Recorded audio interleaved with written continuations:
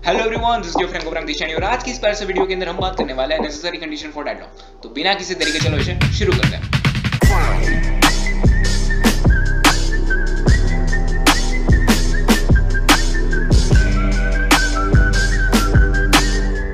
तो अब हम पढ़ने वाले हैं ऐसी कौन सी कंडीशन है, ऐसी कौन सी ये चार कंडीशन है जिससे डेडलॉक अगर हो रहा है, या फिर आप ऐसा भी बोल सकते हो कि ये चार कंडीशन अगर सेटिस्फाई हो जाए तो हम बोलेंगे कि भाई यहाँ पे डेडलॉक अगर होगा।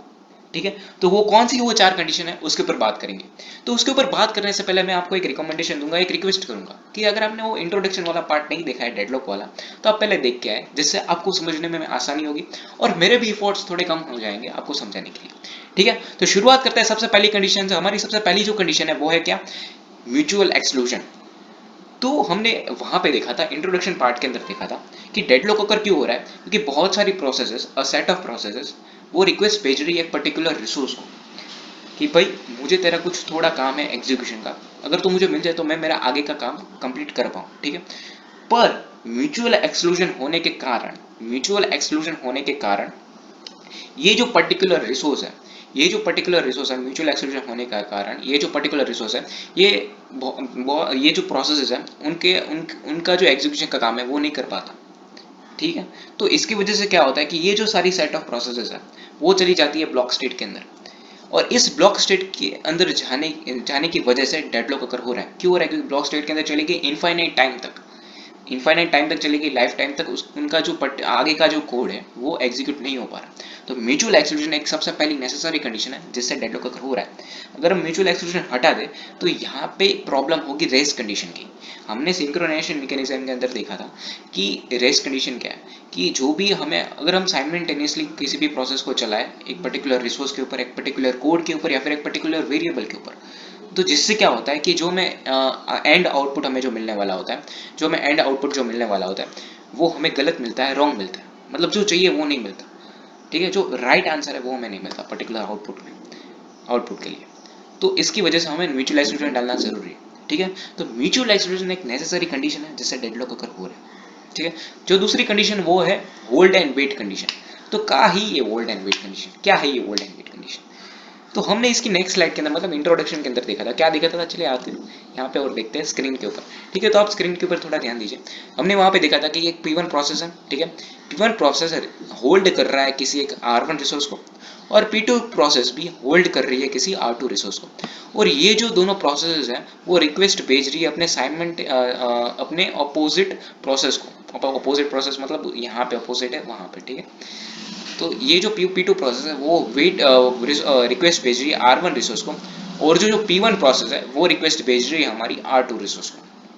ठीक है, तो ये जो रिसोर्सेज है ये एलोकेट नहीं हो पा रहे उन दोनों प्रोसेस को। क्यों नहीं हो पा रहे? क्योंकि इनका पूरा का पूरा एग्जीक्यूशन कंप्लीट नहीं हुआ है। ठीक है, तो इसकी वजह से P1 और P2 चले जाते हैं ब्लॉक स्टेट के अंदर, वेट स्टेट के अंदर। ठीक है, तो यहाँ पे P1 प्रोसेस ने वेट करा है R1 रिसोर्स को और रिक्वेस्ट भेजी R2 को, जिससे ये चला जा रहा है वेट स्टेट के अंदर। तो होल्ड एंड वेट कंडीशन एक नेसेसरी कंडीशन है जिससे डेडलॉक अगर हो रहा है मेरे दोस्त। ठीक है, तो होल्ड एंड वेट कंडीशन क्या है वो भी हमने देख ली। अब जो तीसरी जो कंडीशन है वो है नॉन प्रीएम्पशन। अब नॉन प्रीएम्पशन क्या होता है कि ये जो यहाँ पे देखो, यहाँ पे जो P1 प्रोसेस है, ठीक है, उसने R1 रिसोर्स के ऊपर अपना एग्जीक्यूशन का काम कर रहा है, उसने यहाँ तक अपना एग्जीक्यूशन का काम कर लिया। फिर हम इसे निकाल के, इस R1 रिसोर्स को ज़बरदस्ती फोर्सफुली निकाल के किसी और प्रोसेस को नहीं दे सकते। ठीक है, तो ये कहता है नॉन प्रीएम्पशन क्या, कि जब तक पूरा एग्जीक्यूशन नहीं होता तब तक वो रिसोर्स को आप दूसरे को एलोकेट नहीं करवा रहे। तो ये चीज़ है नॉन प्रीएम्पशन। हमने तीसरी कंडीशन देख ली कि नॉन प्रीएम्पशन होने की वजह से अगर हम निकाल के दे दे किसी प्रोसेस को तो अपना पूरा अपना एग्जीक्यूशन का काम कर सकता है। ठीक है, अपना पूरा एग्जीक्यूशन काम कर सकता है, और वो प्रोसेस इनफाइनाइट टाइम तक वेट स्टेट के अंदर नहीं रहेगी, उसका स्टारवेशन नहीं होगा। ठीक है, तो इनफाइनाइट टाइम तक वेट स्टेट के अंदर नहीं होगी, तो यहाँ पे डेडलॉक भी अगर नहीं होगा। लेकिन ये बोल रहा है कि भाई नॉन प्रीएम्पशन होगा जब तक ये पूरी प्रोसेस इस रिसोर्स के ऊपर अपना पूरा का पूरा एग्जीक्यूशन का जो भी काम है वो कंप्लीट नहीं करती, तब तक मेरे दोस्त, तब तक मेरे दोस्त यहाँ पे हम ये रिसोर्स को निकाल के किसी और को एलोकेट नहीं कर पा रहे। तो नॉन प्रीएम्पशन एक नेसेसरी कंडीशन है जिससे डेडलॉक अगर हो रहा है। ठीक है, तो तो अब देखते हैं चौथी condition, circular wait.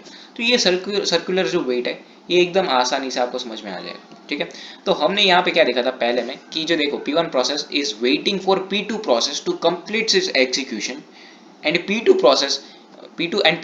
process is waiting for complete its execution for P1 process। तो यहाँ पे देखो सर्कुलर में काम चल रहा है, मतलब P1 क्या करेगी भाई, P2 तो अपना पूरा काम कर ले, तब तक मैं ब्लॉक स्टेट में चली जाऊंगी, और P2 बोल रहा है कि भाई तू P1 अपना पूरा का पूरा काम कर ले, तब तक P2 ब्लॉक स्टेट के अंदर चला जाएगा। तो यहाँ पे देखो साइकिल मिल रही है, P1 is waiting for P2 and P2 is waiting for P1।